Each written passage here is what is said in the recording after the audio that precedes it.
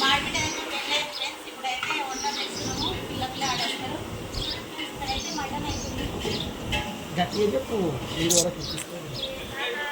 Mutton అయితే చూడండి friends. ఇక మామ ఎట్లా పట్టుకున్నాడు, ఇక వంటలు చేస్తున్నాడు మామనే.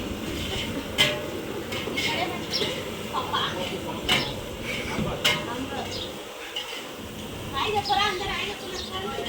ఇక్కడైతే మా మామయ్య, అక్కడైతే మా అన్న, ఇక్కడైతే వంటల మాస్టర్.